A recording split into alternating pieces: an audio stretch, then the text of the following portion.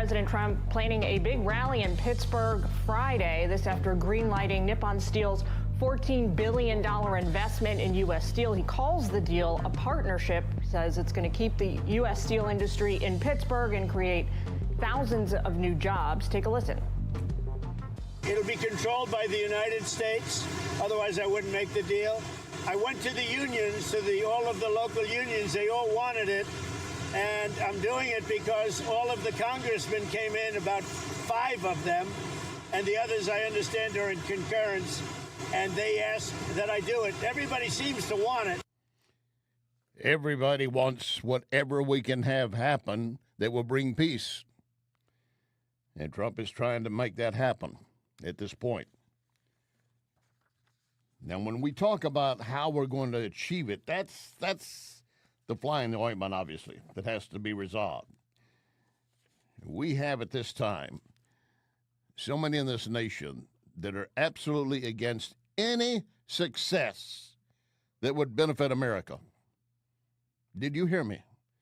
Anything that would benefit America and the world, then we don't want to have anything to do with it. Well, of course we do, but you've got those on the left that want to continue to cry out, no, we don't, because it involves Trump. And this Nippon Steel deal, which is going to be major for the nation, just echoes what we heard yesterday from a Rasmussen report. 50% of Americans surveyed, 50% believe Trump is doing everything right to put the economy on track and improve it. I'm looking at some of the latest numbers right now in front of me, pulling up one source dealing with that very fact, and they say that the latest report being the economic confidence has increased to 104.6. That's above 100, obviously. 4 points higher than we saw back in October. And that's a big jump.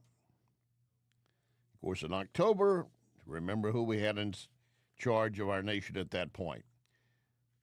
With Nippon Steel coming in, putting this deal together, handcrafted along with Trump and the others that were been involved in it, it is going to be a benefit for our nation in so many ways. And don't forget the money it's going to flood into our nation and the jobs that will come. And it's not just the beginning jobs. It's not just for steel makers. It's the building of the plants. It's the ancillary jobs and products around it that will be needed. It's the restaurants and the hotels and the housing that will all begin to come together. This is the pebble dropped into the water, and it's going to send massive waves to every shore. It will be a tide that lifts all boats. It's not meant to keep anyone out.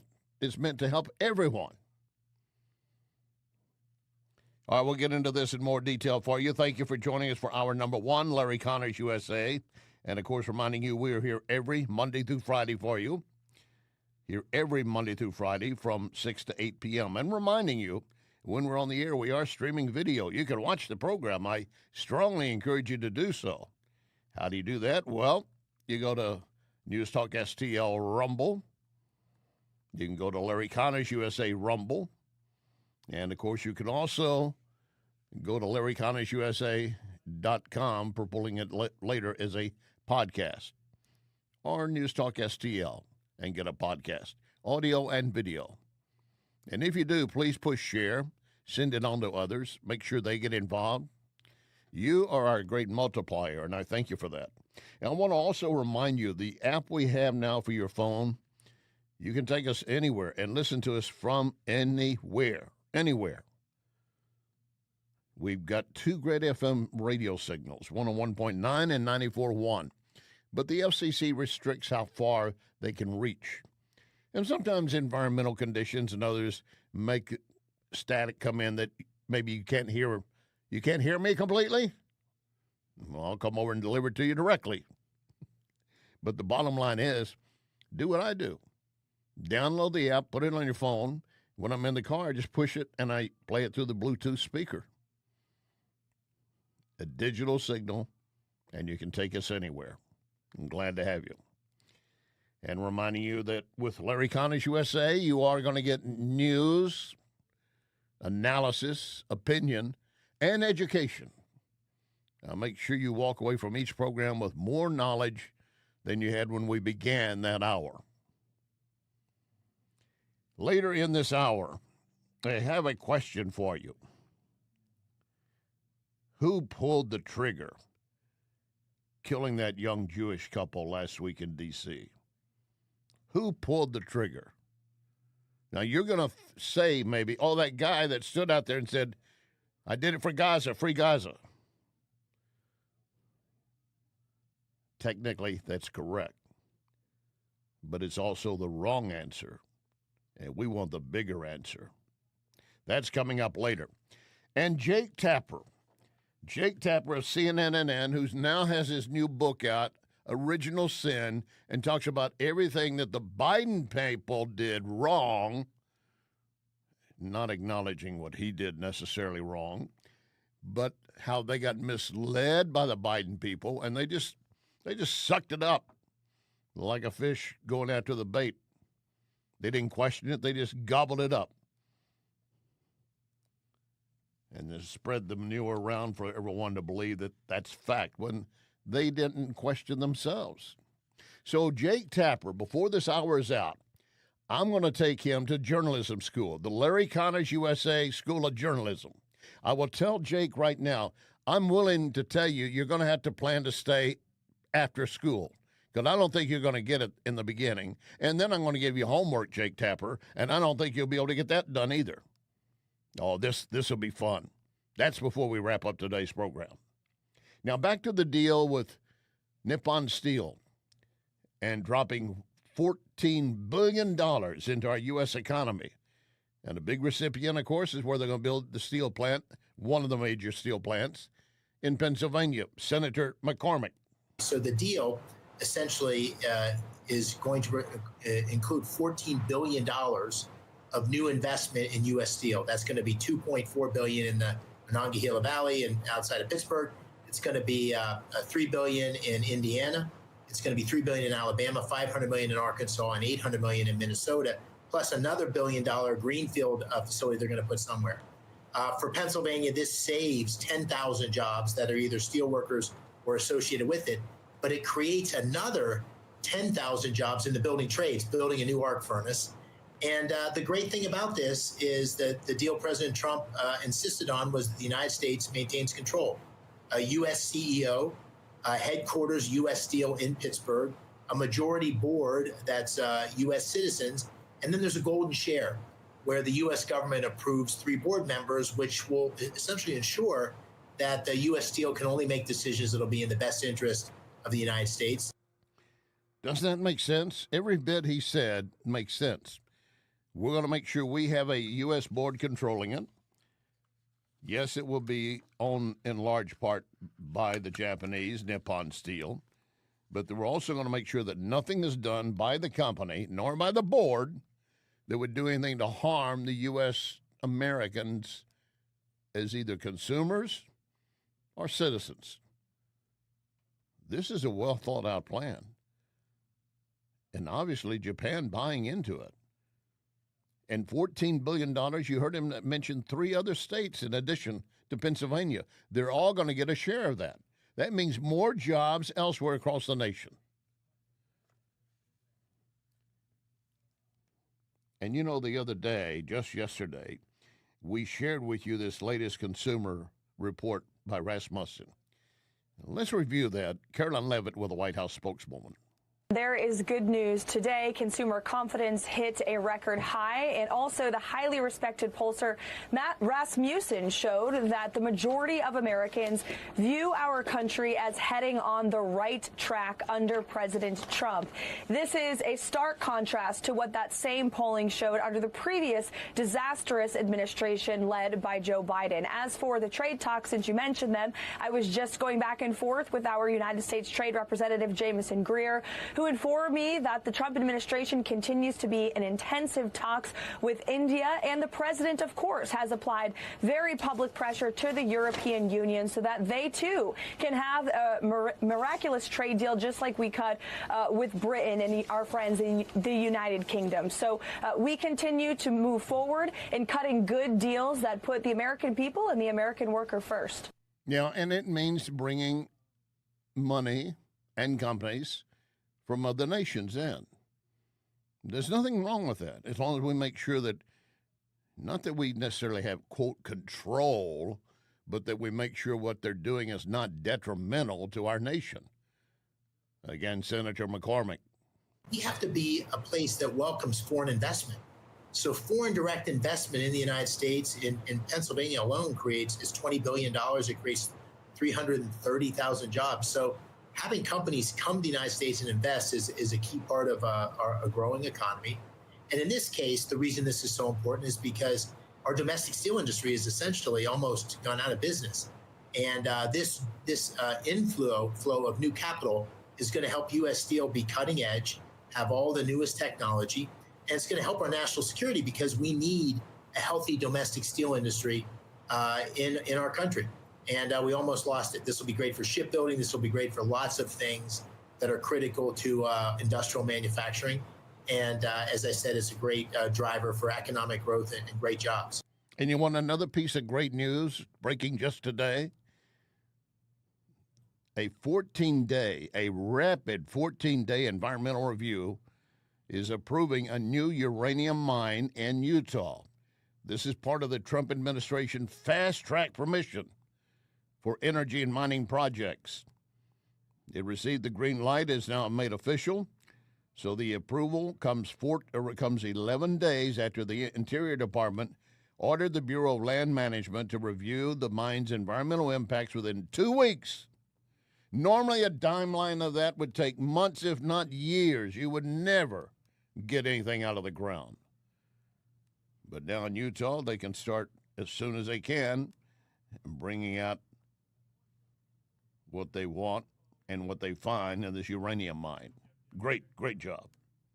Politico, as you know, is a leftist-leaning publication. It has an opinion piece suggesting that progressives need to have a shadow government, or at least a shadow cabinet in place, in order to keep Trump in control.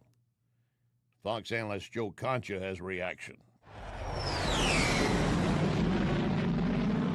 For starters, we already had a shadow cabinet running this country. That was called the Biden administration when we had a president whose brain turned applesauce, and apparently all these other people were running the auto pen. And that was just so, inept. But perhaps Bill Nye, the science guy, Nikki Glaser, Letitia James, who may be going to jail, those could be considered possible upgrades compared to what we just saw.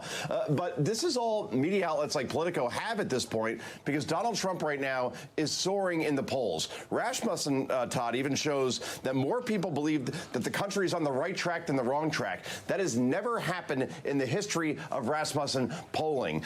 More and more polls show Trump exceeding 50% approval. So, when you look at Biden's shadow government, or this proposed shadow government, I don't understand the point, because the current government right now, according to the people, is doing quite well on the economy, on the border, and all the issues that people care about most. Yeah, the things that people care about. And on top of that, we know we've got a guy in control that is in control of his own faculties, much less the nation. And yet the left continue to hammer away. Well, there's a problem with Trump. There's a problem with him. One of them, I want to give you an example. This is a Democrat political activist, Julie Rogensky, on with Piers Morgan, and she's claiming that Trump has changed in a bad way. But she can't really make any sense of her remarks. I don't think Donald Trump is particularly mentally well. You may agree with me or disagree with me on that. I couldn't disagree more. Trump to me is exactly the same. Well, I'm glad.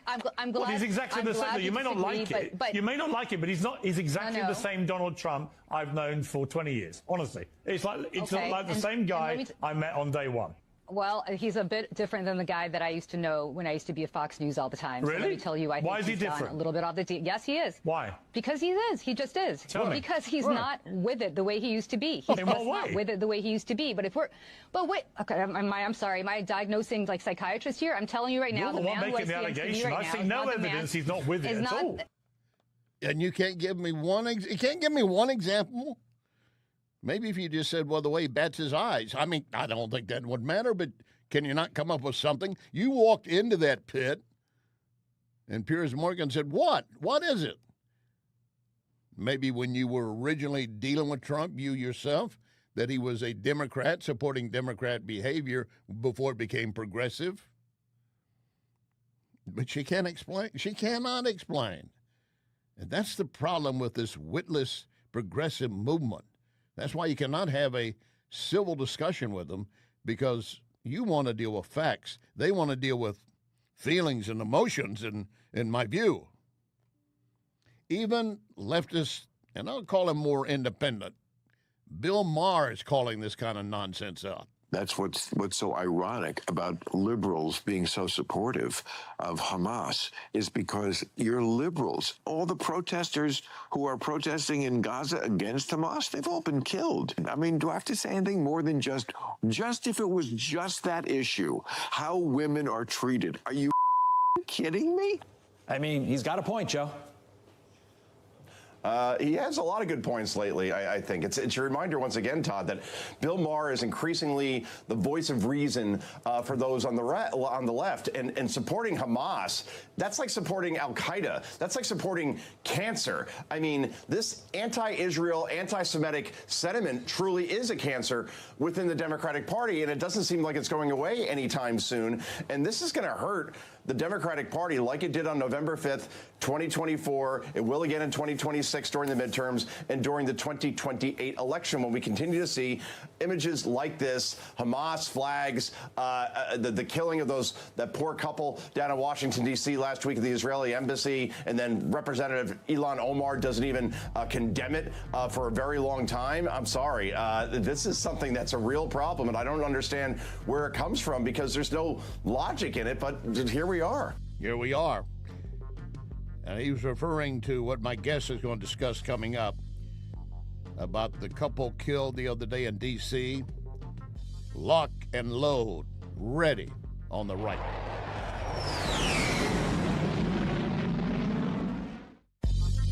You are listening to Larry Connors, USA.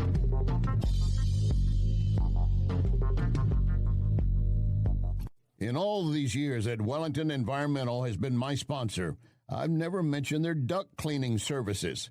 Allergy season is here, and Wellington crews clean air ducts daily in homes and commercial buildings, also cleaning air handling units and diffusers in commercial facilities. Why? Well, because people will see black dirt and mold on the vents, or they are actually suffering from allergies. Don't be fooled by low-cost duct cleaning providers saying they charge only per vent, because once they get on site, the price will skyrocket. Wellington does not do this, never has. Wellington will give you an estimate, and you say Larry Connors, and immediately you get a 20% discount. Call Cindy, 314-644-4930, 314-644-4930. Make your home and business better, safer with Wellington. Be well with Wellington. Ackerman Toyota is number one in sales for 2024. That is 2 years in a row. It's really no surprise. Ackerman has the largest customer lounge where you can relax, take your time choosing new or premium pre-owned. Ackerman at Hampton and 44. AckermanToyota.com. Thank you for making Ackerman Toyota number one 2 years in a row. AckermanToyota.com. Ackerman Toyota for life. John Bill Roofing reminds you we are in the stormy season, and that means if you have even the smallest leak in your roof, you could soon have a much bigger issue. Call the John Bill to make sure that your biggest investment is protected. That call can save you major dollars. If you do get hit during a storm, John Beal has a rapid response team. Call 1-800-NEW-ROOF. 1-800-NEW-ROOF. 1-800-NEW-ROOF, John Beal. The Oak Street Inn and Lounge has some great news. The Speakeasy will now be open on Sundays, starting at 2. Open to the public. Great for those in the industry who want to enjoy a Sunday fun day. Plus, enjoy sushi and cocktails. What more could you want? You want to make sure you get the code. And how do you get the code to the Speakeasy? You go to the Facebook, Oak Street Inn and Lounge Facebook. I'll see you at Oak Street Inn and Lounge in Cottleville. This is News Talk STL.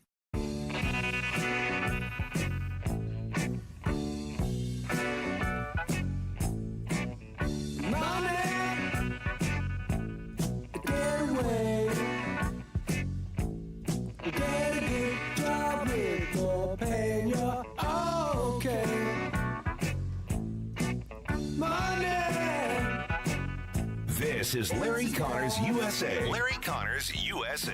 Welcome back. This was supposed to be a joyous week for a young Jewish couple. They were in D.C. at the Jewish embassy and had planned to be in Israel this week. And the man already bought the ring to propose, and they were going to get engaged in Israel. But they were gunned down by a crazed man fueled by anger and hate, which has gone well beyond our borders and at the same time entrenched itself inside our borders. And joining us to discuss that in detail, who's also written a book, Beyond Proportionality, Israel's Just War in Gaza. Thane Rosenbaum is also a CBS News radio legal analyst. Thane, welcome aboard. Thanks, Larry.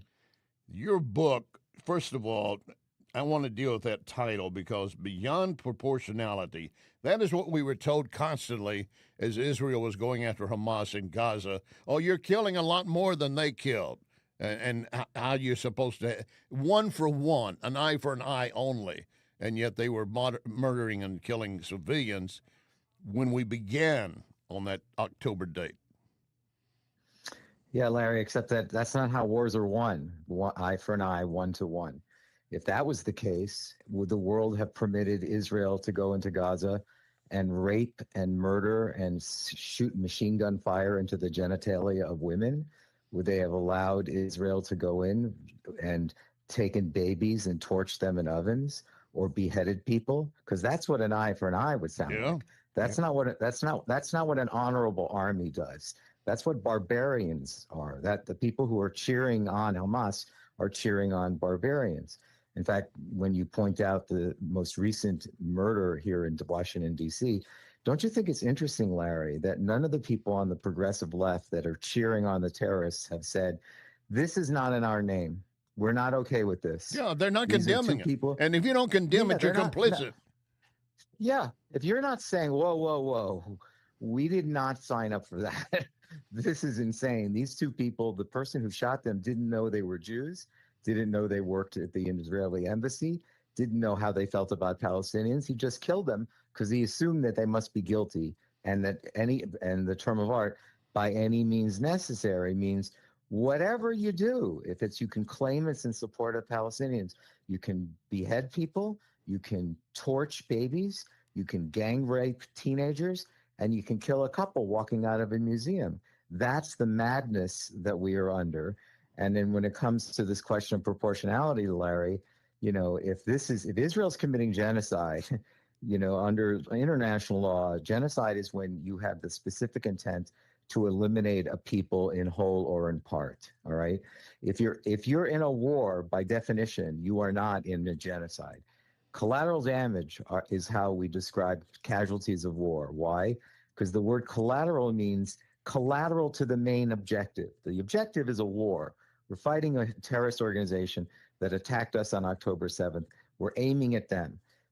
They are fighting. Yeah, go ahead. They're hiding in the midst of Palestinians, right. So you don't have any way to get to them. You had a Jewish journal op-ed in the title basically thunderous gaslighting language eventually lit the match that materialized into last week's murder.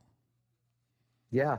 Well, if you're screaming, if you're ignoring international law, meaning what Israel's doing, and if you read my book, Beyond Proportionality, it takes you right through all of it. International humanitarian law, the laws of armed conflict, the rules of engagement, the Geneva Conventions. It takes you all through that. And if you read the book, you'll say, wow, there's no genocide here. There are no war crimes here. Israel may actually be the most moral army. Israel actually alerts Hamas a day or two before they strike a building that they're going to strike that building. Yeah. That's like giving the game plan in a football game. Here's our playbook. Go look at our plays. So that's what Israel does. They send text messages, voicemails, they send flyers, they drop speakers in Arabic, audio files that say your building is destined for demolition tomorrow. Please go to the following humanitarian corridor. We didn't do that in Japan, in Hiroshima or in Nagasaki. Winston Churchill didn't do that in Dresden. We didn't do that even in the Battle of Mosul. And in those instances, the ratio of combatants to non-combatants was much higher. In Israel, the war in Gaza, it's literally either 1-to-1 or 2-to-1, which is the lowest ratio. Go ahead. I apologize. And to that point, I mean, the ones that are not allowed to get out of the building and go to a place of safety are being kept there by Hamas, by the very ones that are holding them hostage and then claiming, oh, you killed my baby. And I don't want to see any child. I don't want to see any, quote, I hate the term collateral damage, but you're right. That's exactly what it amounts to.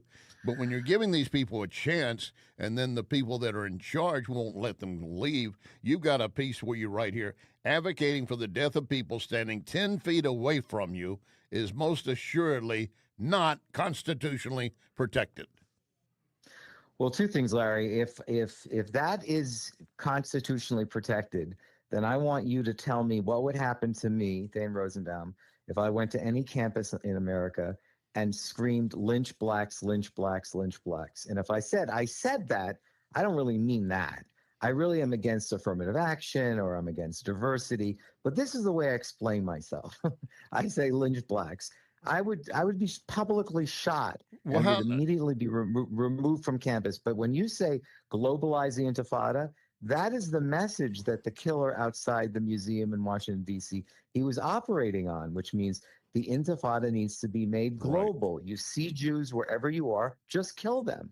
Well, so that's why I'm saying you got the South African president the other day saying, kill the Boers, kill the farmers, saying that's not hateful and killing language. That's just voices of liberation.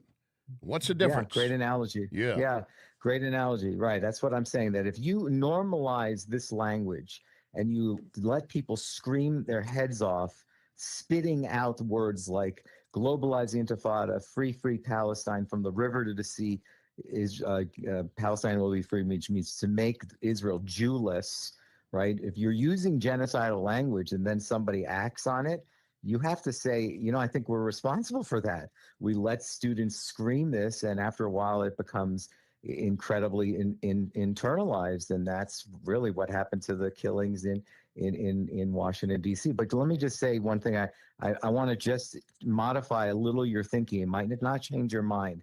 There is no evidence, Larry, that the people in Gaza are being held hostage. It's not true. Yeah, they love Hamas. Right. They love it. Yep. They love it. They voted it in. Yep. The statistical numbers, over 90% agreed with what happened. So they're not being held. They lose their civilian.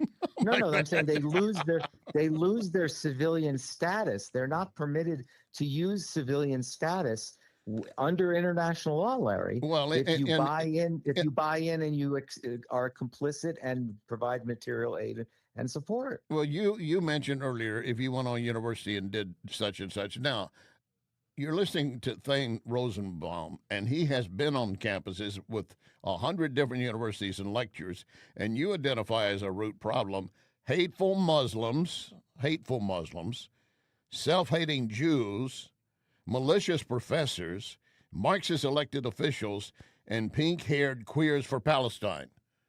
Well, there's our issue. It's a real good bunch. Don't you want to go to lunch with this crew? Oh yeah. Doesn't it make you think you want to hang out with them? This is what has not just indoctrinated, but it's poisoned our universities, poisoned them, where there's incredible groupthink, there's incredible intellectual bullying, there's no viewpoint diversity. You either get with the program or we will bully you and make it miserable for you to be on campus. And that's really what we've seen the last 20 months for Jews. Most people don't realize that at Harvard or any of the Ivy League schools, even in the Middle Eastern Studies program, Larry, there's not one course that supports Israel. There's not one reading, not a reading. You couldn't, if you said, I want to learn about Zionism, the only thing you could learn at Harvard is that it's evil and it's made up of white people. It's the only thing you'd learn. And this thing, what are you talking about? This is the oldest, most prestigious university in the country. There isn't a single reading that supports Israel. And the answer is no, there isn't. So what does that tell you? Well, I do know that the Harvard university president now admits that, our numbers show that we're weighted more Democrat and liberal than we are conservative. But big discovery. Big discovery. In our last 30 seconds for you, pulling the money back from Harvard. I mean, they got an endowment fund. They won't lose any programs if they really believe them. Last 30 seconds. Larry, in addition to their endowment, Qatar has provided those schools with $9 billion. Yeah. So when you saw Wall Street titans like Robert Kraft, who owns the Patriots, pulling money away, they didn't miss the money because they were getting billions from Qatar. Yeah, and that will continue as well. Listen, Thane, I want to thank you very much. Thane Rosenbaum, his book, Beyond Proportionality, Israel's Just War in Gaza. We'll do it again, sir. Anytime for you, my friend. Thank you, Larry. Thank you very much. I want to go back to that South African president and his remarks when we continue.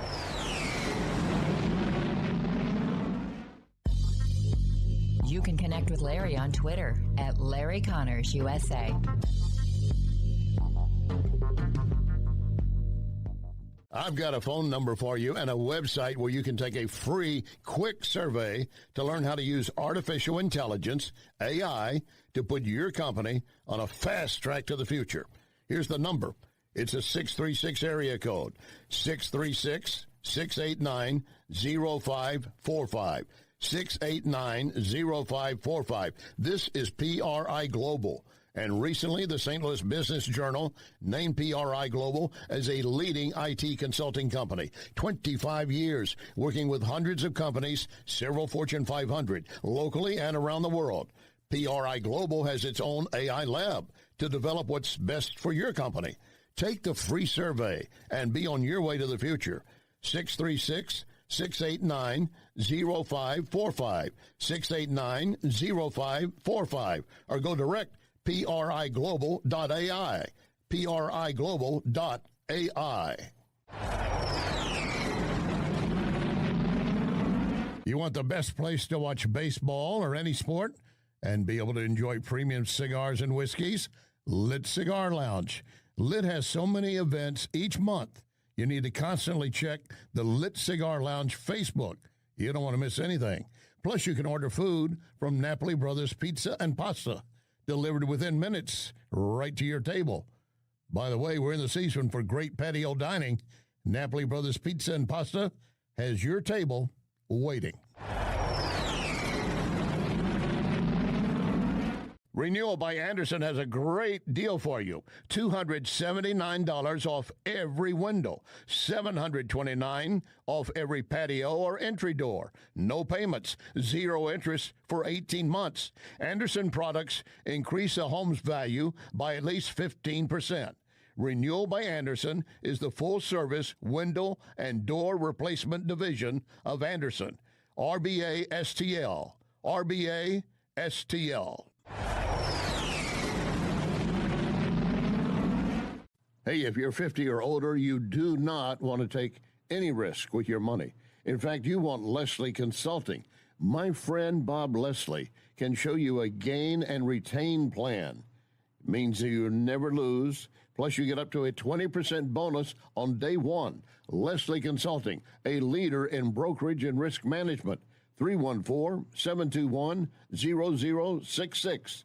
LeslieConsulting.com. This is News Talk STL.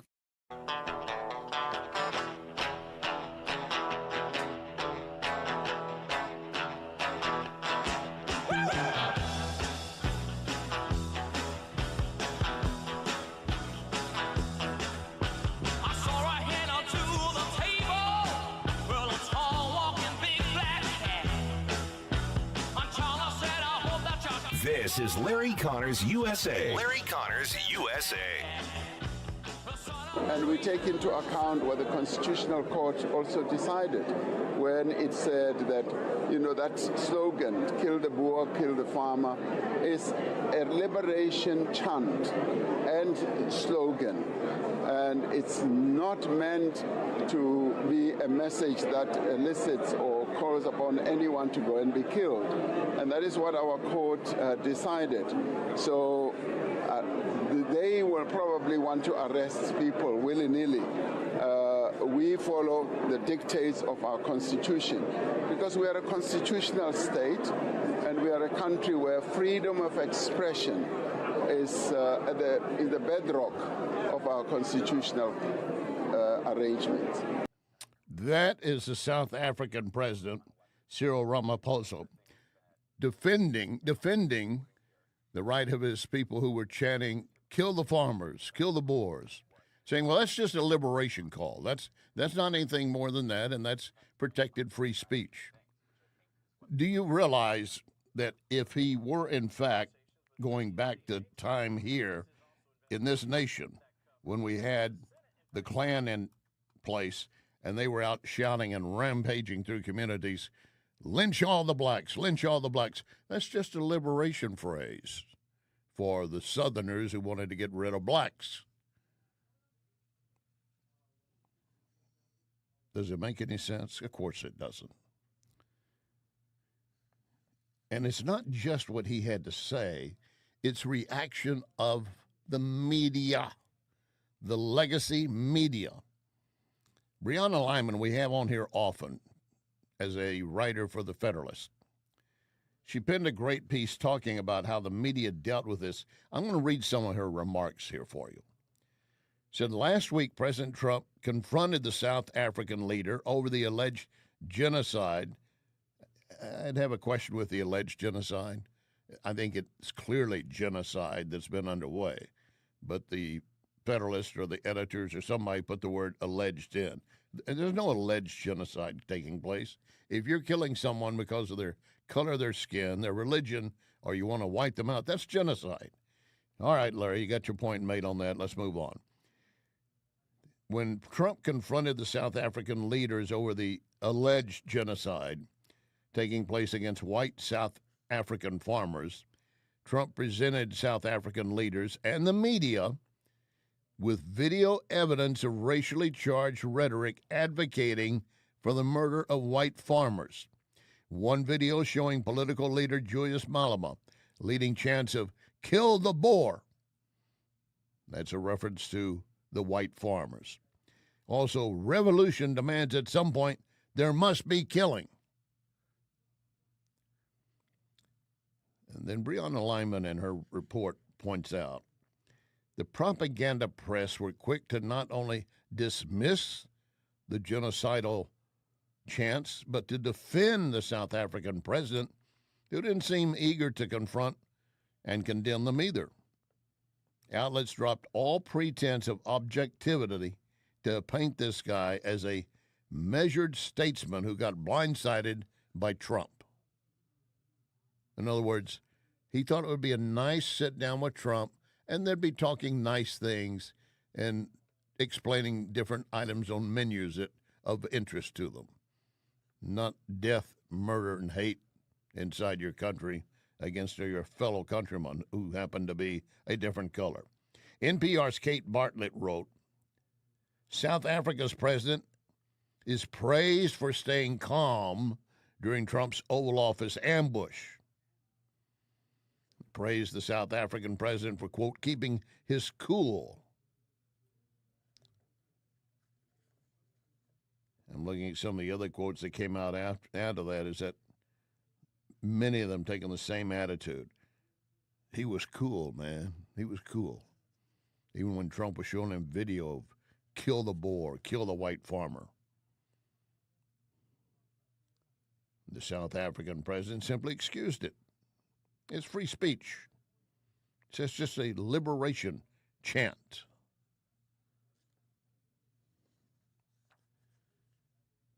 You talk about effing your mind over. That does it, does it? I could say that, and it's just a liberation chant.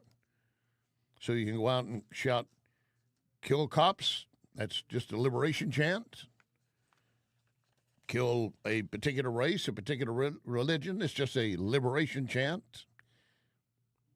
That is hate speech. But we have universities that don't seem to know what that is either, do they? And, of course, in the midst of everything that's going on right now, we seem to have still trying to uncover all the things that we know have been wrong during the Biden administration. And there's a focus right now, a pro-energy group wants to investigate over half a dozen Biden executive orders related to climate change. They want them nullified because they think Biden had nothing to do with them. That what happened was he may or may not have been told about them. They don't even know if he was told about them. But these include an Arctic drilling ban in 2023, a 2021 executive order committing the federal government to net zero emissions by 2050, another order mandating clean energy. They're now raising the questions, did Joe Biden sign these or were they done with the auto pen? And now Congress is raising questions, as well it should. And it really should not be just a Republican question. It should be all members of Congress. What is the truth? Because we do know we have a lot of theft constantly happening. The Doge team has already uncovered a lot of it. Musk is in an interview talking about how the money just seeps away until finally it doesn't exist anymore.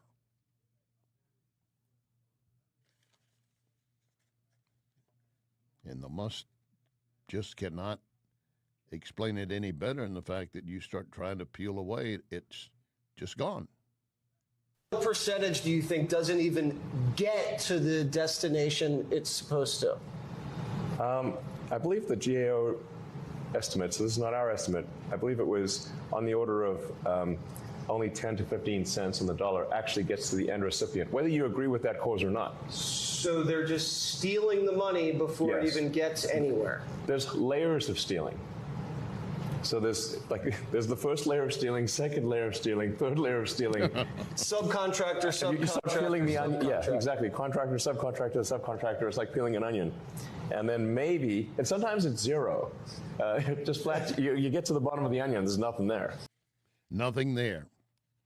Zippo. But of course, on the left, they claim all the stealing that's been done and the malfeasance and the abuse and the fraud and the scandal involve Donald Trump. And in fact, remember Letitia James, the New York Attorney General, went after him for all of those things. And look where we are now. Letitia James facing basically the same charges she went after Trump on. James denies the allegations and says she's being targeted by the Trump administration. For more on this, let's bring in Fox News Sunday anchor and chief legal correspondent Shannon Bream. So what's this case about, and does the Justice Department have a case? So there are allegations that she did not give proper information on loan documents, possible mortgage documents about primary residence, things that would have given her a better loan system to work with, more favorable terms.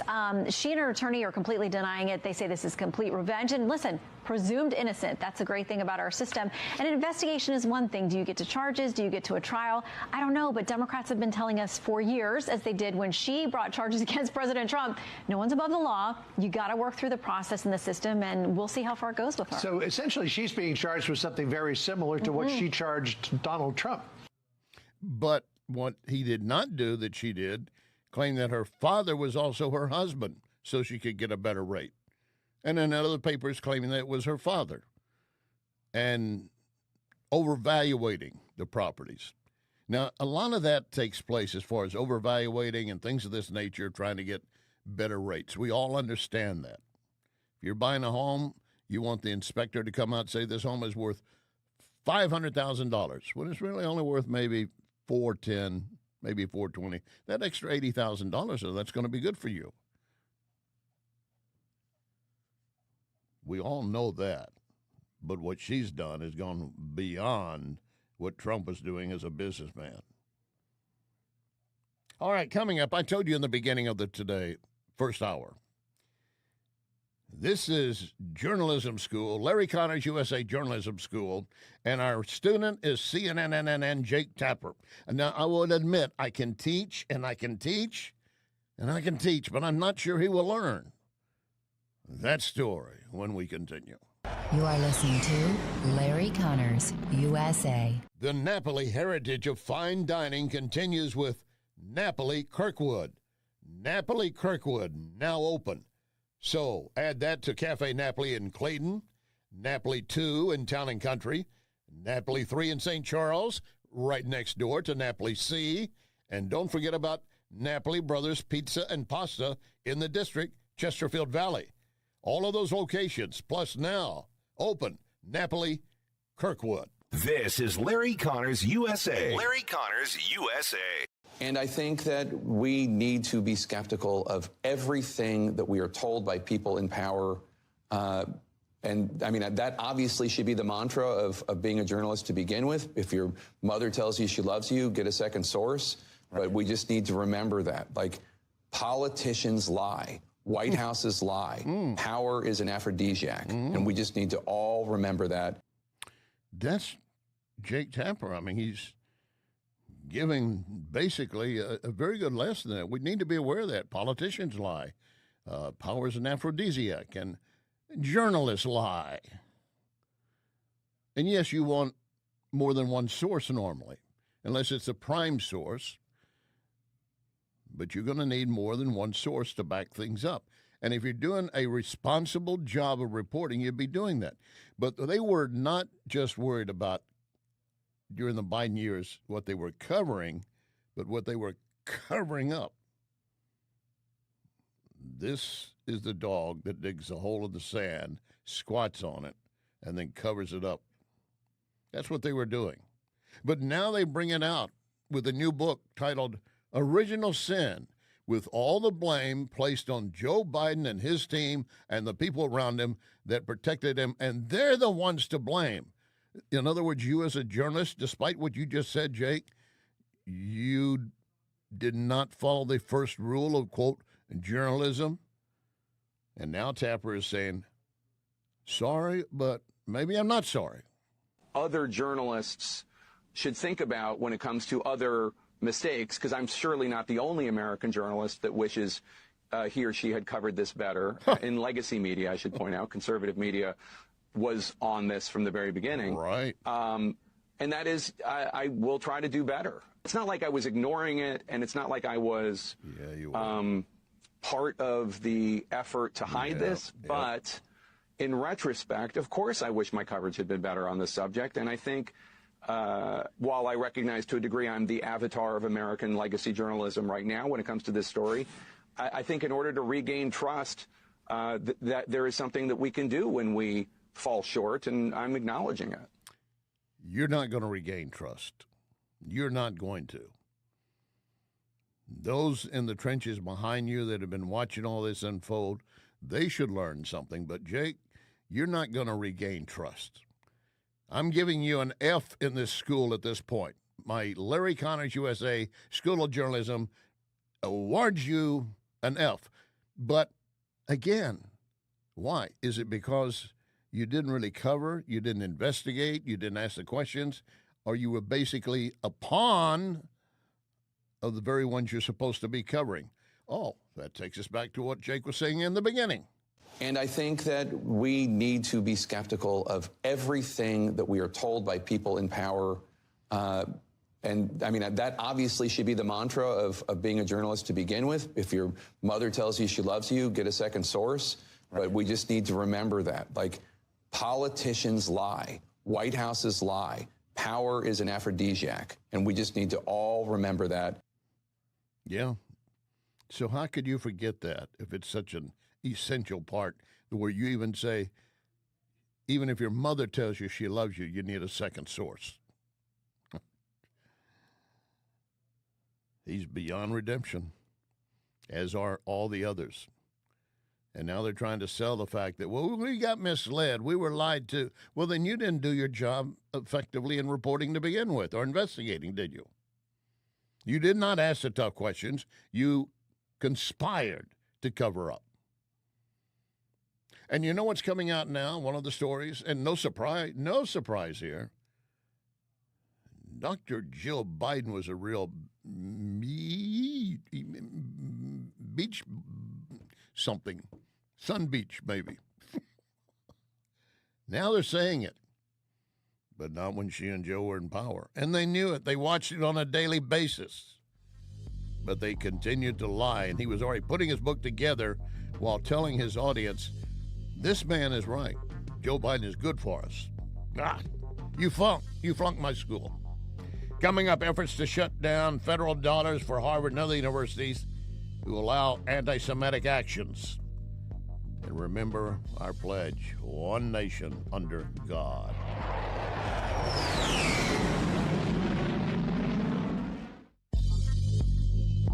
You can hear podcasts of this program at Larry Connors USA Facebook.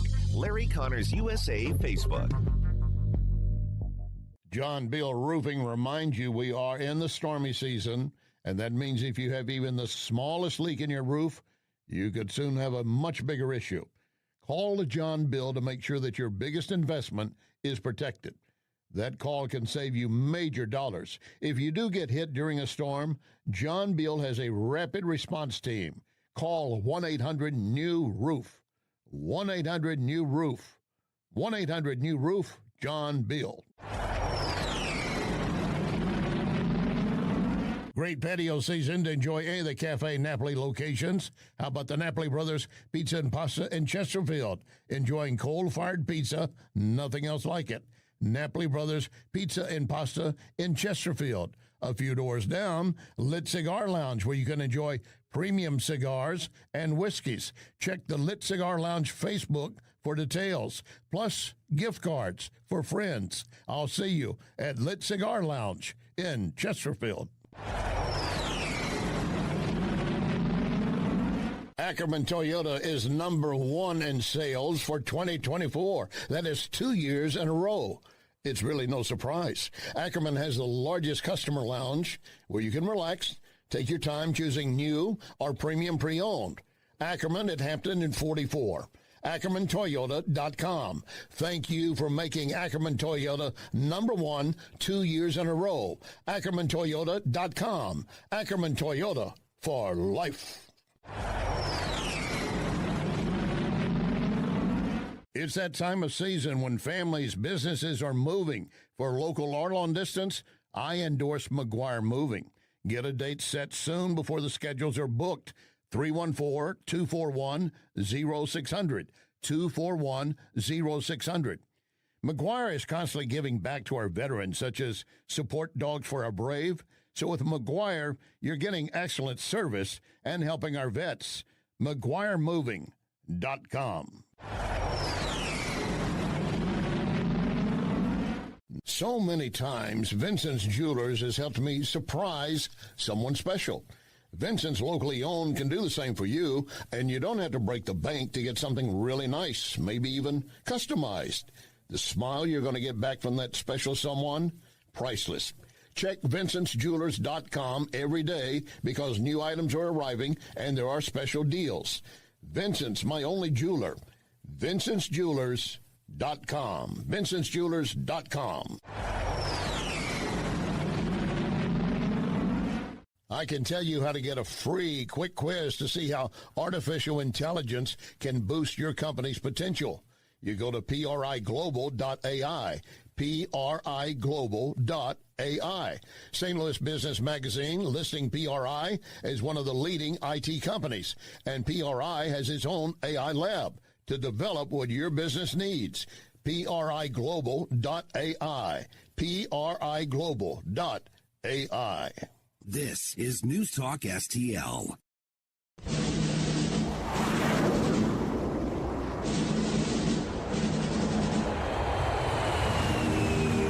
You want answers? I think I'm entitled. You want answers? I want the truth! You can't handle the truth! This is Larry Connors USA. Larry Connors USA.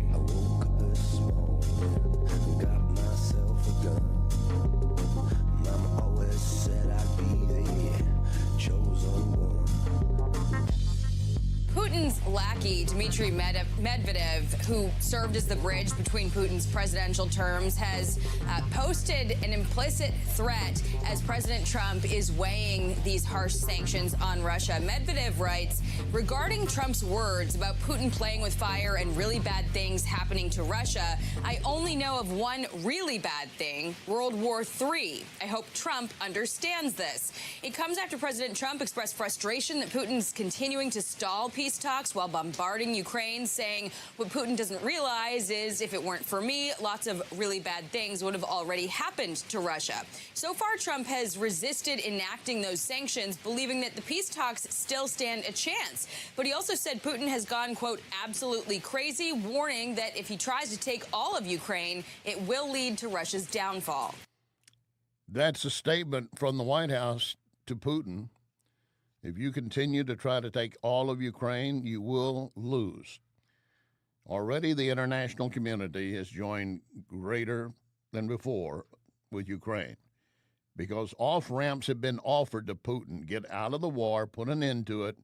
You'll probably get to keep some of the Donbass territory that you have control over, Donbass territory. But you're not going to you won't have to give up Crimea. You took that back during the Obama years. Take what you've got, stop the killing. 5,000 to 7,000 a day apparently are being killed as I speak. That's a frightening number. And they're not all soldiers.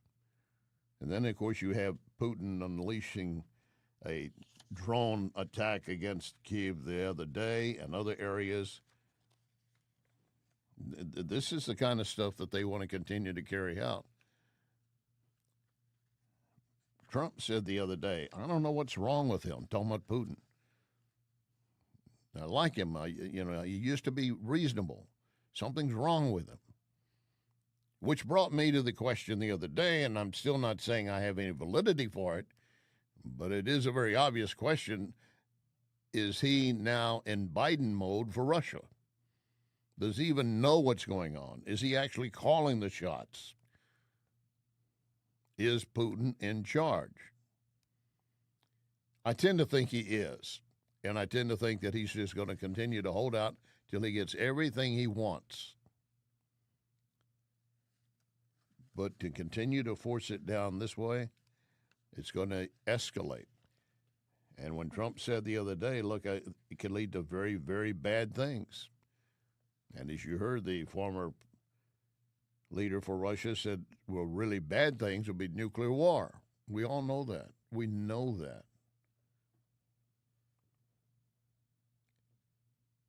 What they can settle at any discussion table that they can put together is critical. Just to save additional lives, much less total destruction. Thanks for joining us. Hour number 2, Larry Connors USA.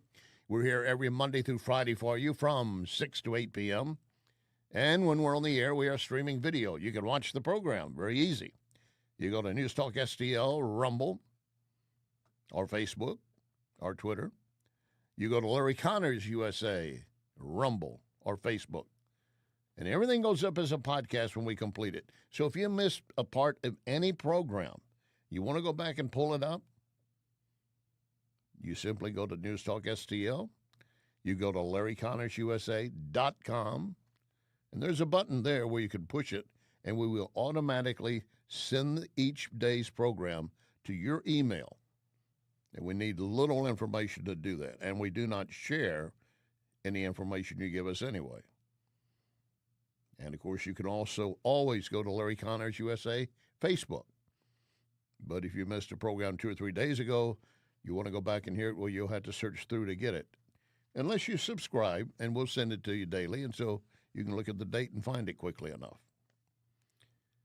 And reminding you that with Larry Connors USA, you are going to get news, analysis, opinion, and education. We're going to make sure that you walk away with more knowledge than you had as you began this hour. Speaking of later in this hour, pulling federal funds from Harvard and all the other Ivy League schools, can that be done? Is it going to be done?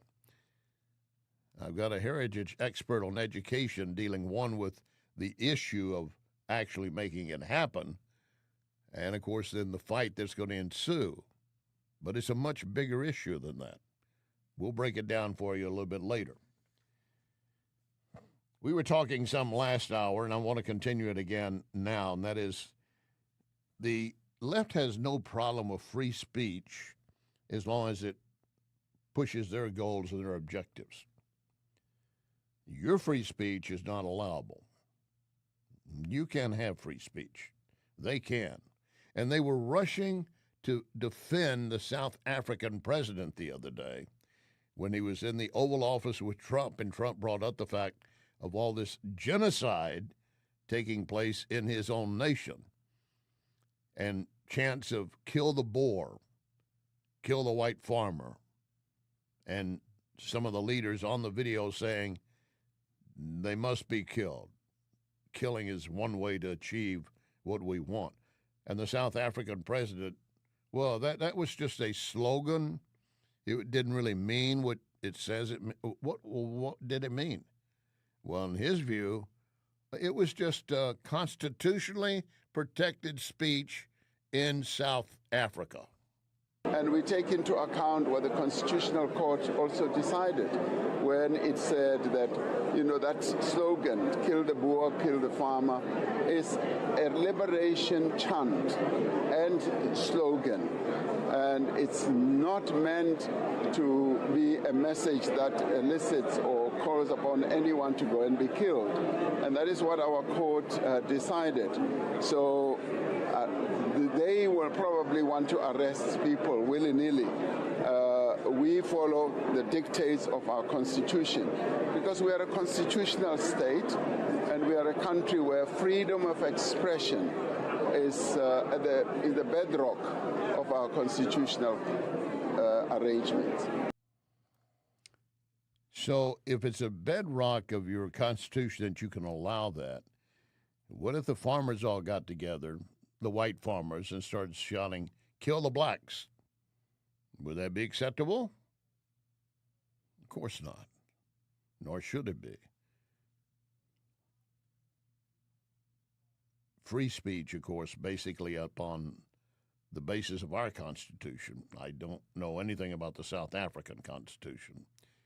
The way he described it, that's apparently everyone knows. Oh, you can say kill the Boer, kill the farmer, and that's constitutionally protected.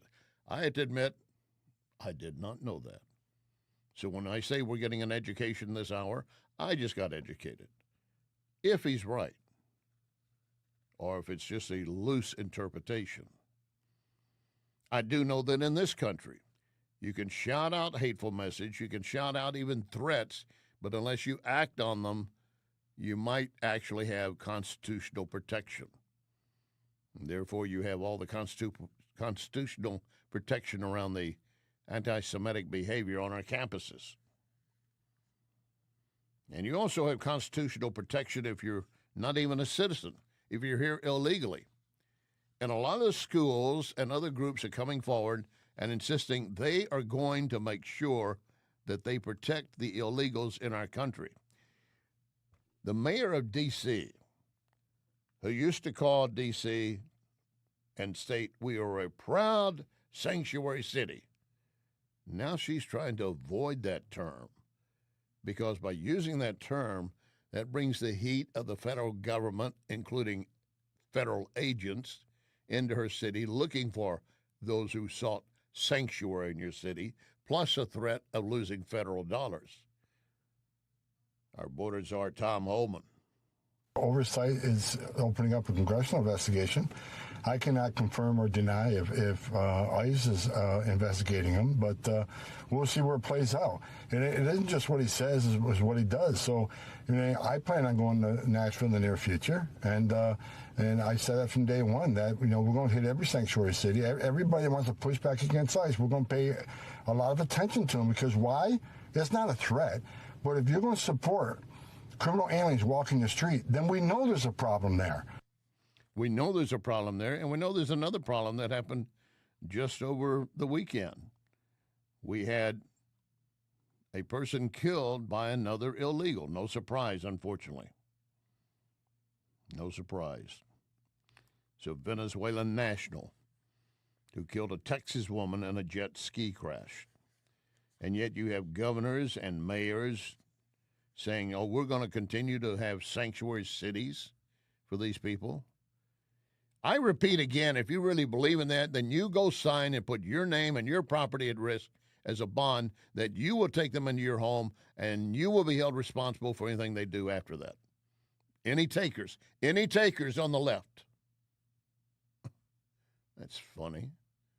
Suddenly they're not in the room anymore. And, of course, then the other part of this is cutting out federal dollars from Harvard and others. That's going to be challenged. It's already under challenge. I have a guest coming up later who can answer not only the legal but maybe ethical issues. But first, Trump, of course, has a plan to closer vetting of foreign students.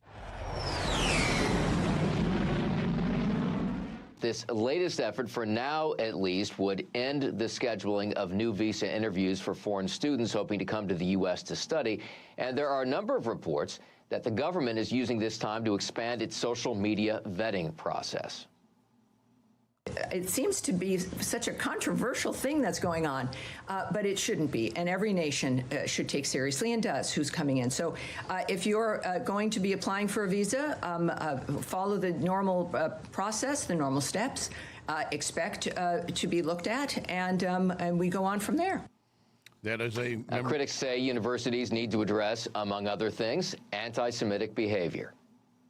Coming to school here on a student visa is a privilege. Yes. And he conflated the idea that somehow academic freedom, this is not academic freedom, this is anti-Semitism in its purest, most hatred form, and it's being tolerated not only on universities, but throughout the country. And at the same time, the White House is taking another step against Harvard, telling federal agencies to cancel $100 million in federal contracts with the school. Harvard is already suing the administration after the White House cut off more than $2 billion in federal grants following demands that the school reform its admissions policies and address what the administration calls anti-Semitic harassment. Anti-Semitic harassment. Now, the lady speaking a moment ago is a member of the State Department, explaining this is where we are now. If you want to come into this country, you're going to go through proper vetting channels, and we're going to look for this kind of stuff in your background. We already know that we have, under the Biden administration, and during the Obama administration, very likely during the Trump administration, did not do proper vetting of these foreign students coming to our country. They were not just coming to learn, but to cause chaos and mayhem, not just here, but maybe later. In the meantime, Secretary of State Rubio announcing new visa restrictions that's going to be implemented against foreign authorities if it's determined that they are complicit in censoring Americans. Let me break this down for you. Rubio wrote on his social media account, "For too long, Americans have been fined, harassed, even charged by federal or rather by foreign authorities for exercising their free speech rights.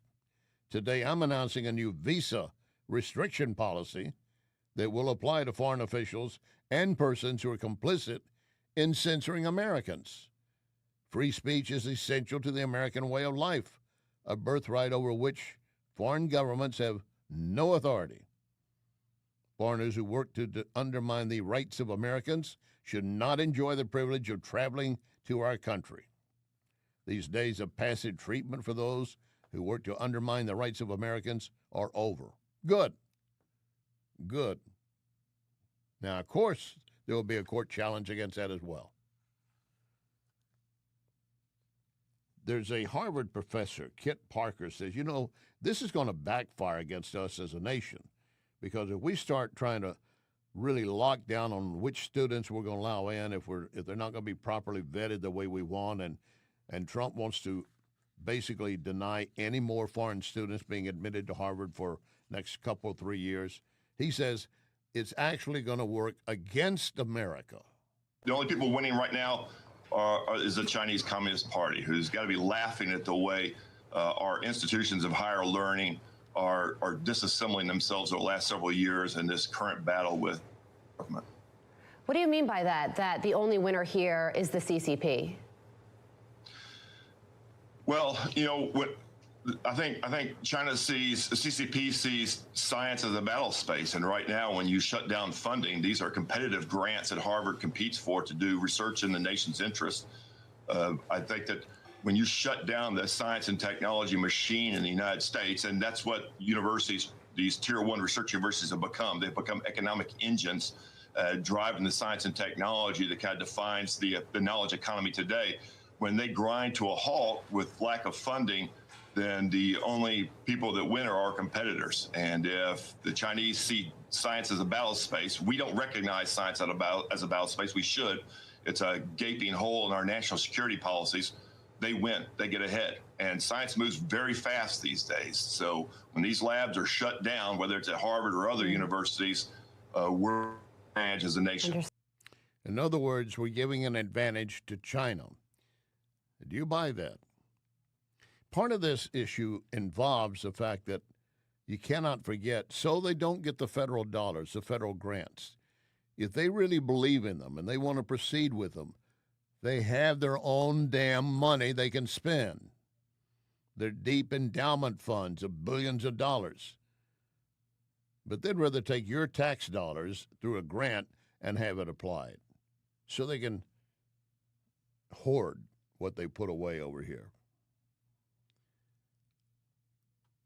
So is this professor right in the sense that, one, it's going to open up a gaping hole and possibly a threat to our security, and that China will come out ahead if we try to enforce this type of stuff? Or is he just loose cannon? He has no real concept of what's needed. I've got a guest coming up that can answer those questions, and we're going to put them to him. Because I'd really like his view on, is that professor right, or is he twisting reality? Lock and load. Ready on the right.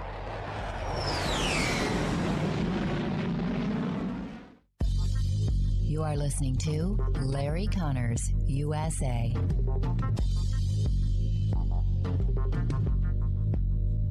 I want to tell you more about Wellington Environmental's dustless blasting services. Wellington can blast paint, grease, graffiti, even stripes off parking lots. Truly amazing and powerful. But can Wellington blast something more sensitive? Yes, Wellington can use dry ice to blast soot and odors off smoke-damaged surfaces right after a fire. Currently, Wellington uses dry ice to clean mold off wood inside a home. Why? Well, dry ice immediately disappears, turns into a vapor. That means no mess to clean up, no damaged surfaces. You need to check with Wellington, always researching and practicing with new, better, faster, safer equipment and products for you. And it's very easy to schedule an estimator for your next project.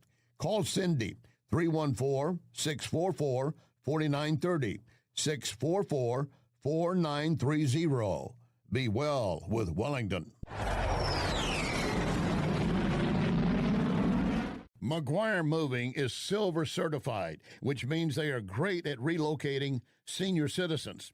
In fact, McGuire is a household name because McGuire understands the stress involved when moving older adults. So if you or family members need help moving, I highly recommend McGuire Moving. 314-241-0600. 241-0600. Get a free in-home estimate. McGuireMoving.com. I've got a great evening planned for you. We start with dining at the Oak Street Inn Lounge in Cottleville. We enjoy sunset on the rooftop, then down to the speakeasy. Just one visit, you're going to see why I'm always talking about the Oak Street Inn and Lounge. Plus, you might want to plan a staycation, a romantic getaway. Check out OakStreetInnandLounge.com for various events this summer. Oak Street Inn and Lounge, Cottleville. Oak Street Inn and Lounge, Cottleville. This is News Talk STL.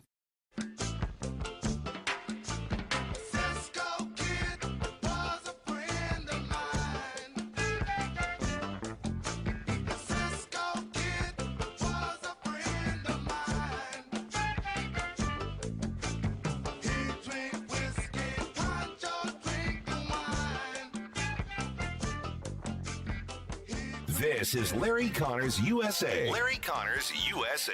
Welcome back. As you well know, Trump has made it clear that if these Ivy League universities are going to continue to push and accept anti-Semitic attitudes and actions and basically bring in such chaos to their campuses, we will shut off their federal grants and monies.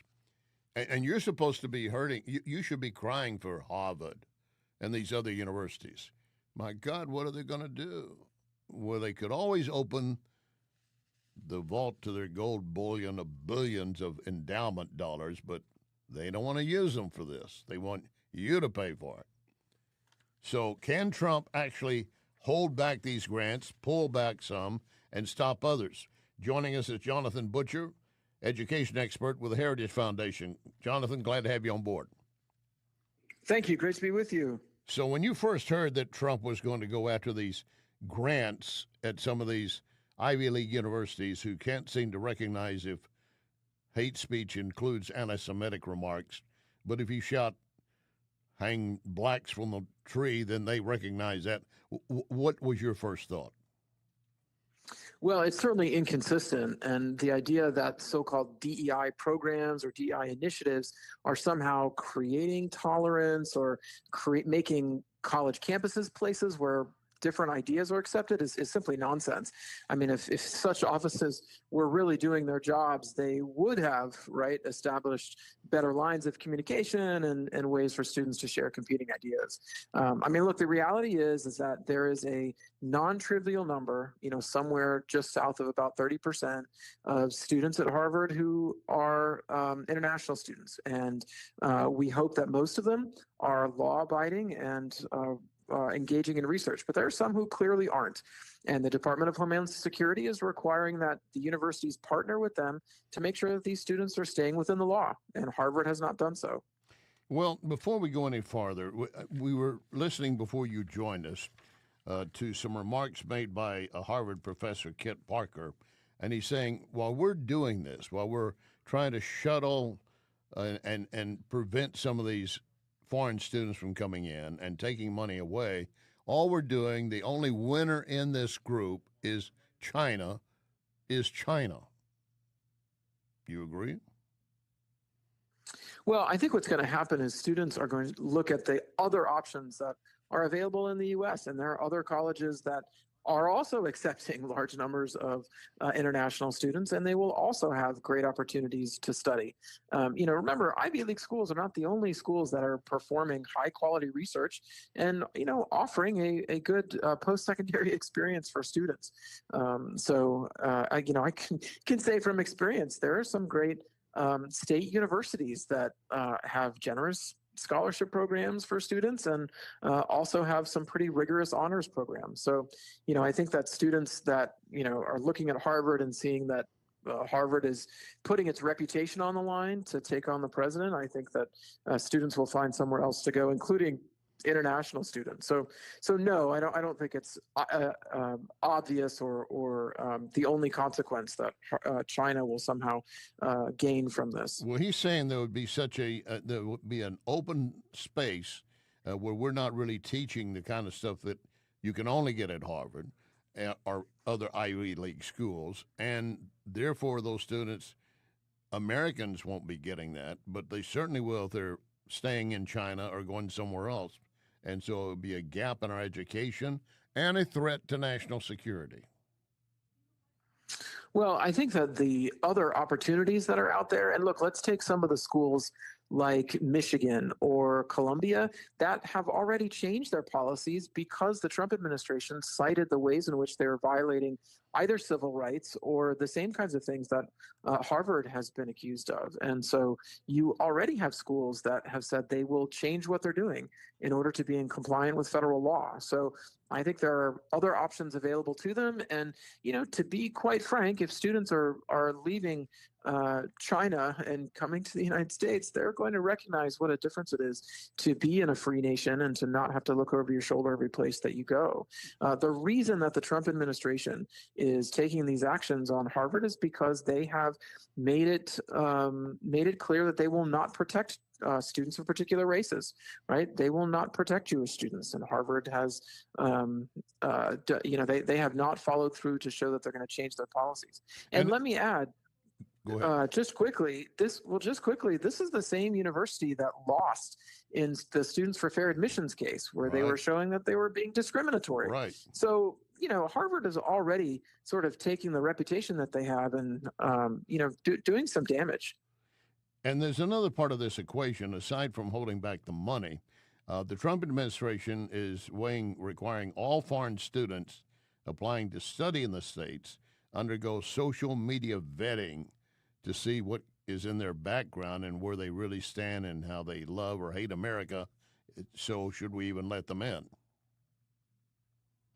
Yeah, I mean, I think that there are some things that the administration is doing for the purpose of showing seriousness about the policies that they're trying to implement. I think, granted, everything that we're discussing here about what's happening with Harvard has been put on hold because of an injunction from a judge. So even if even if Harvard was to win on the merits, the damage has been done to Harvard's reputation. And I think the Trump administration has demonstrated that they're serious about what they're after, right? They're after protecting the United States, about protecting Jews who are, if they are Americans or if they're visiting, whatever, right? But they're living in the United States and they're interested in national security. And I think that the students who come to the United States and engage in riots, right, they break the law in the way that they violate both student codes of conduct as well as, when they're vandalizing or destroying buildings. Those are breaking the law, right? Well, I don't know. I mean, the Harvard kind of thing the Harvard professor who is no longer there, that was the president of Harvard, could not really say if that even breaks the student code if you're causing mayhem and violence. Well, and she's no longer there, so I think I think that's kind of a lesson in that you can only hold on to a fictitious understanding of reality for so long. Right. I mean, I think you can only fool people so long about this idea that DEI holds the answers to a safe campus and the pursuit of truth. And I think they found pretty quickly, right, that congressional hearing that eventually cost Claudine Gay her position, is evidence that there are still those that are prepared to look for the truth and discipline those who don't live in the real world. Are we at a point now that Harvard and other Ivy League schools, because they've been called out, they've been named, and they're being threatened with pulling dollars, and those students are going to be, the foreigners coming in are going to be more closely examined. Are we at a point now where American students and parents who maybe wanted their child to go to Harvard and wanted that kind of education, that they're saying, that's not the place to be? We'll certainly see when it comes to when Harvard reports its enrollment in coming years, and when it talks about fundraising. I mean, I think these are things to keep an eye on. Certainly, there are those who they may oppose what the administration is doing, and so they may hold fast to it. But I think in reality, the surveys show that Americans don't like the idea of using racial preferences in college admissions. And Harvard was at the center of that case. And so if Harvard is going to hold on to that and other, right, both discriminatory and anti-Semitic positions, I think you're going to see parents turn somewhere else. And part of it is, obviously, is that they have plenty of money to withstand any assault. I mean, they got this university endowment valued at more than $50 billion as of last June, basically. And they say it's distributed annually to support the university's operations, contributing to nearly 40% of the operating revenue. I don't know if I buy that. Do you? Yeah, I mean, I think you'd have to get a clear look at what their cash flow is to figure out what they're doing. I mean, we can certainly say that whatever it is that they're doing with this endowment, it is not contributing to a safe campus. It's for all students. And it's, they haven't used it in a way to help students pursue truth when it comes to, an exchange of ideas. But they're saying that if you take money away from us, those programs will suffer. We won't have any money to help those students. We will not be able to hold those classes. If you got $54 billion, I think you could make that work. Yeah, I think so too, especially with what they charge in tuition alone. Yeah. And, again, there are other Ivy League schools that are also, have expensive price tags and, well-funded departments and programs that students can turn to. And, once again, not every child needs to go to college. Right. And That's a good every point. student that's looking, and the students that are looking for a rigorous experience, places like Harvard and Columbia, they're not the only ones out there. No, they're not. And trade schools are in desperate need. And there's quick and easy money, and you don't walk away with a massive student loan either. Yeah, that's right. I mean, I think it's certainly true that that's a big problem for students today. All right. Jonathan Butcher with the Heritage Foundation, education expert. Thank you for your time, sir. Thank you. You bet. Coming up, let's take a look at what the money that's coming into the nation is going to do and how it's going to be spread around. Specifically, the Nippon Steel deal. Stand by.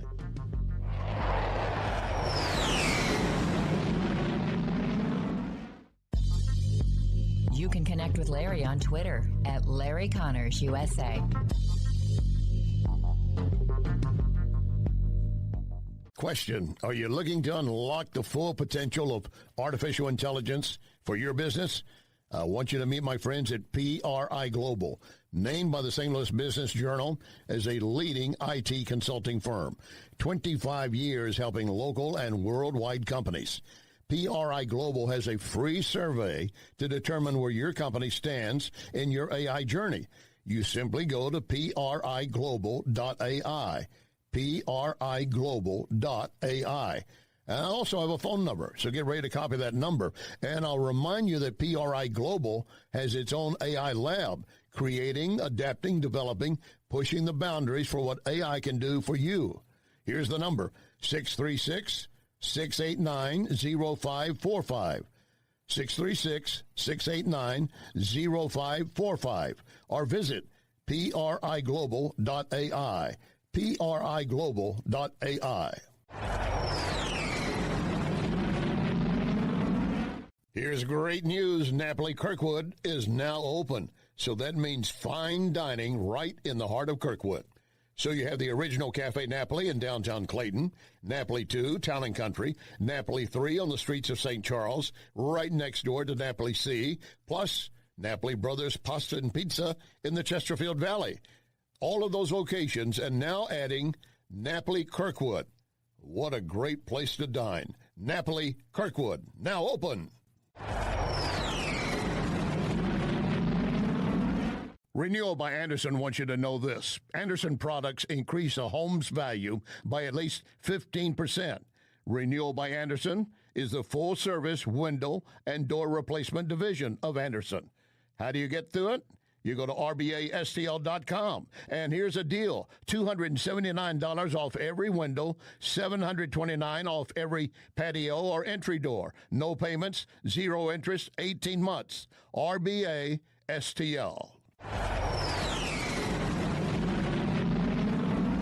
You've worked hard for your money, so protect it. Meet my friend Bob Leslie and ask about the Gain and Retain Plan. Leslie Consulting, 40 years in the St. Louis area as a leader in brokerage and risk management. Call 314-721-0066, 721-0066. Oh, and ask Bob how he was the L.A. Dodger #1 pick. LeslieConsulting.com. This is News Talk STL. Oh, smokestack lightning, shining just like gold. Oh, don't you hear me cry? Woo, woo, woo.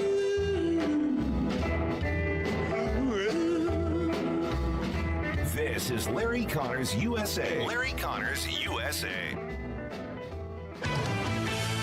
Welcome back. President Trump planning a big rally in Pittsburgh Friday. This after greenlighting Nippon Steel's $14 billion investment in U.S. Steel. He calls the deal a partnership, says it's going to keep the U.S. steel industry in Pittsburgh and create thousands of new jobs. Take a listen.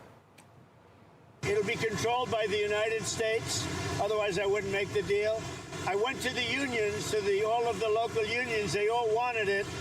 And I'm doing it because all of the congressmen came in, about 5 of them, and the others, I understand, are in concurrence, and they asked that I do it. Everybody seems to want it. I think everyone does want it, and it's going to happen.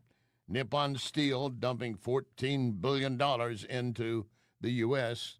and in 3 or 4 different states, Pennsylvania, of course, being one of them. This is big money coming into the U.S., revitalizing an industry that basically we walked away from and that we were shutting down and closing. Those in the Granite City area, you certainly know exactly what happened. But now we're making America great again. It is a golden age. The Trump deal should move forward very quickly under the Trump administration, obviously. They've already talked about what is going to happen based on what they have by the terms. And again, part of it is to give the government, our government, veto power over key decisions made that would involve U.S. Steel and will be outlined in a national security agreement that both companies will sign. Nippon Steel originally proposed buying U.S. Steel in 2023 for just under $15 billion. Joe Biden blocked the deal on national security grounds. Trump's administration launched a fresh review of that deal just last month, and now signaling support for it on Friday. That we will have a partnership that will allow Nippon Steel to invest without taking ownership of U.S. Steel. That's the point. U.S. Steel will remain in America, the headquarters in Pittsburgh. And it's estimated 70,000 jobs, plus the $14 billion to the economy. And a lot of that money will be happening over the next 14 months. It's not just building the steel factories, retooling, putting the steel workers back to work. It's all of the mom and pop stores around them that sell clothing, that sell food, that sell housing and lodging. And then it also involves a U.S. majority board, which will essentially require the U.S. government approve a number of the board members, and that would allow the U.S. to ensure production levels are not cut. More background on it, Pennsylvania Senator McCormick. So the deal essentially is going to include $14 billion of new investment in U.S. Steel. That's going to be $2.4 billion in the Monongahela Valley and outside of Pittsburgh. It's going to be $3 billion in Indiana. It's going to be $3 billion in Alabama, $500 million in Arkansas, and $800 million in Minnesota, plus another $1 billion greenfield facility they're going to put somewhere. For Pennsylvania, this saves 10,000 jobs that are either steel workers or associated with it, but it creates another 10,000 jobs in the building trades, building a new arc furnace. And the great thing about this is that the deal President Trump insisted on was that the United States maintains control. a U.S. CEO, headquarters U.S. Steel in Pittsburgh, a majority board that's U.S. citizens, and then there's a golden share where the U.S. government approves 3 board members, which will essentially ensure that the U.S. Steel can only make decisions that will be in the best interest of the United States. There is no downside on anything he outlined for you. And yet when Biden was in office, he killed this same deal. So there were going to be no 10,000 jobs saved. There were not going to be another 10,000 jobs added. There was not going to be a chance to make U.S. Steel major player again, not only for the nation but for the world. None of that. Biden's defense and attitude was, well, we think it would be a national security concern. The Joe Biden administration said making this kind of a deal threatens our national security. By the way, the border's open. Come on through.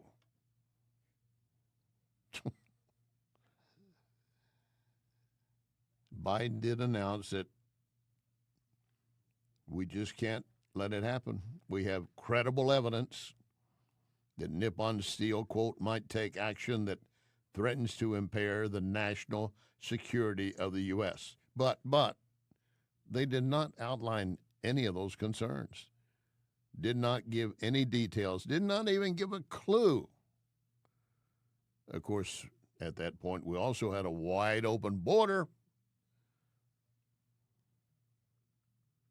Biden did explain, supposedly, a strong domestically owned and operated steel industry represents an essential national security priority. Well, then why don't you make sure that it is done that way, as Trump has? Did Biden not have people around him who could see how to make the same thing happen? Or they just didn't want to have it happen?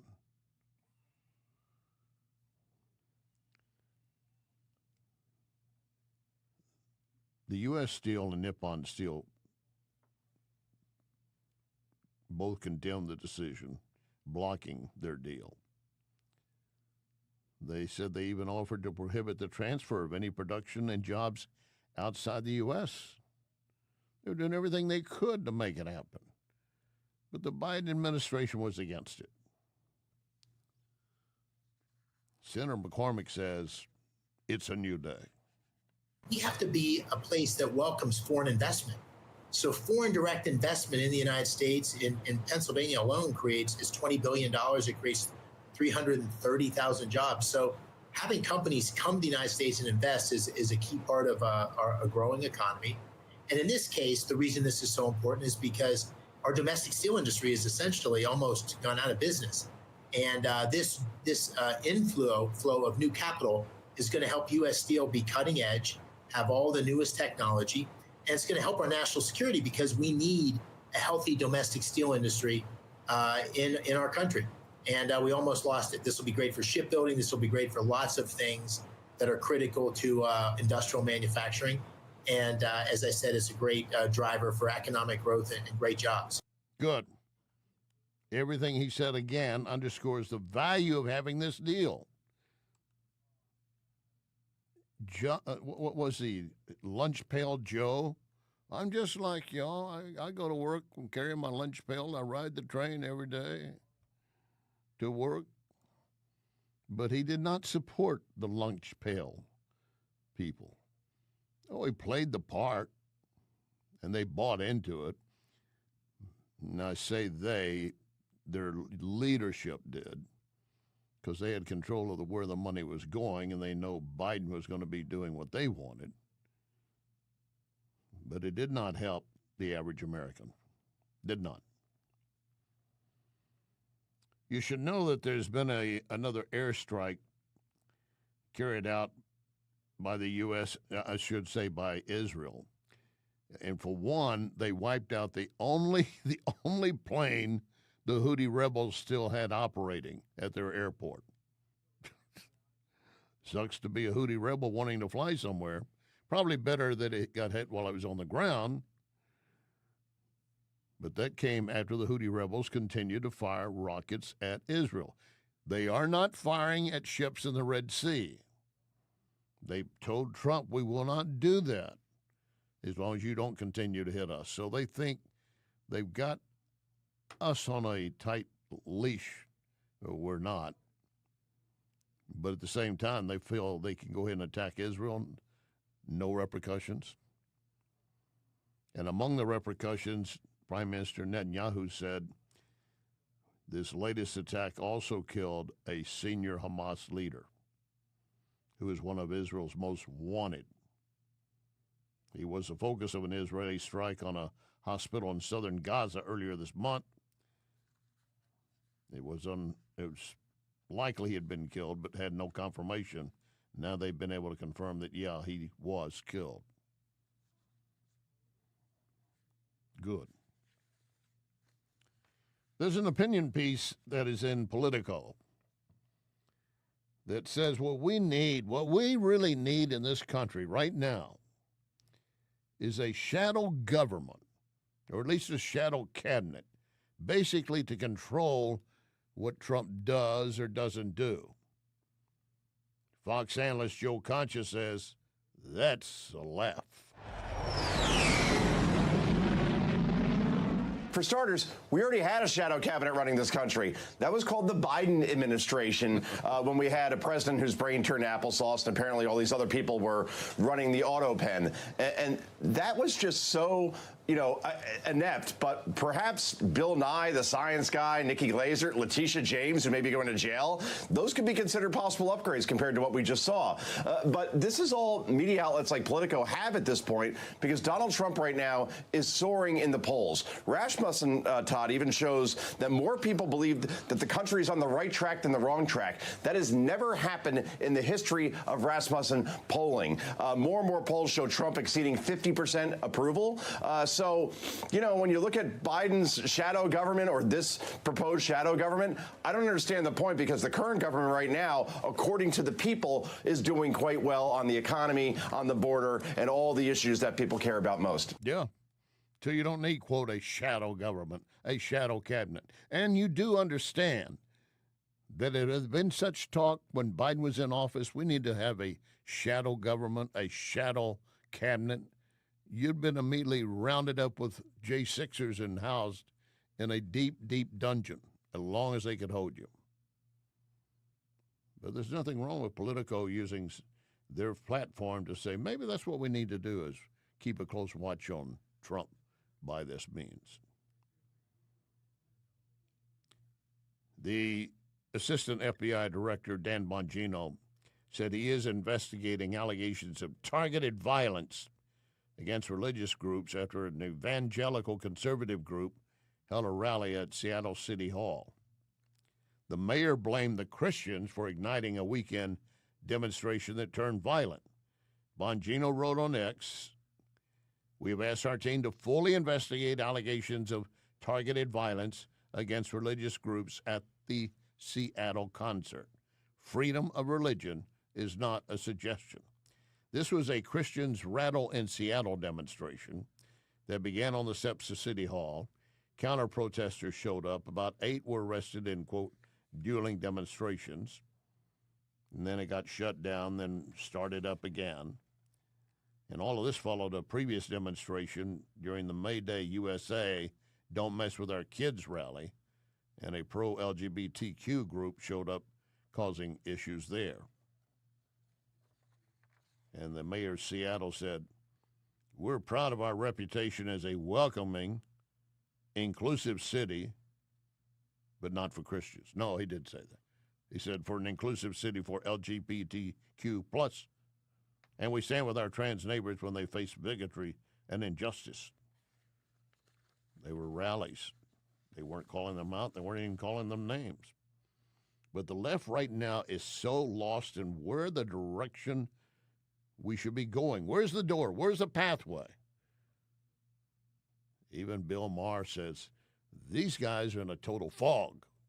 That's what's so ironic about liberals being so supportive of Hamas, is because you're liberals. All the protesters who are protesting in Gaza against Hamas, they've all been killed. I mean, do I have to say anything more than just if it was just that issue, how women are treated? Are you kidding me? I mean, he's got a point, Joe. He has a lot of good points lately, I think. It's a reminder once again, Todd, that Bill Maher is increasingly the voice of reason for those on the left. And supporting Hamas, that's like supporting Al-Qaeda. That's like supporting cancer. I mean, this anti-Israel, anti-Semitic sentiment truly is a cancer within the Democratic Party, and it doesn't seem like it's going away anytime soon. And this is going to hurt the Democratic Party like it did on November 5th, 2024. It will again in 2026 during the midterms and during the 2028 election when we continue to see images like this, Hamas flags, the killing of that poor couple down in Washington, D.C. last week at the Israeli embassy, and then Representative Ilhan Omar doesn't even condemn it for a very long time. I'm sorry. This is something that's a real problem, and I don't understand where it comes from because there's no logic in it, but here we are. And there's also no upside. One group that prides itself on echoing those sentiments, CNN. Listen up, folks. Larry Connors USA audience, listen up. We're maybe 5 to 10 points surpassing CNN, based on my estimation. Their weekly average viewership just collapsed to 405,000. 405,000. I know we have more than that for Larry Connors USA. Hey, and remember our pledge. One nation under God.